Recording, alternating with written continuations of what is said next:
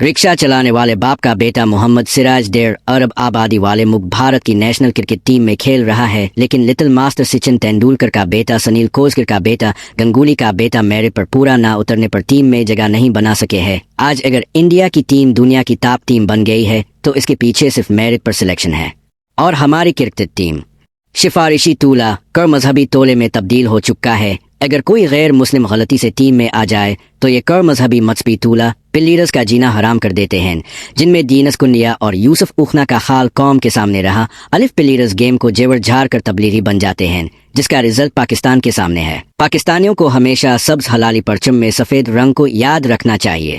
دوسرا سفارشی طولہ ہے، جس کی آسان مثال ہمارے سامنے ہے۔ چمپئنز ٹرافی کے اسکواڈ میں فہیم اشرف، جس کا کوئی نام نشان نہیں تھا، وہ اچانک سے ٹیم میں شامل ہو گئے۔ طیب طاہر اور خوشدل وغیرہ اچانک سے ٹیم میں شامل ہو جاتے ہیں، اور سفیان مقیم، عرفان نیازی اچانک ٹیم سے باہر ہو جاتے ہیں۔ اس ٹیم میں شرجیل جیسے بلے باز کے لیے جگہ نہیں ہے۔ یہی وہ وجہ ہے کہ آج ہمارا بھارتی ٹیم سے کوئی مقابلہ ہی نہیں ہوتا ہے۔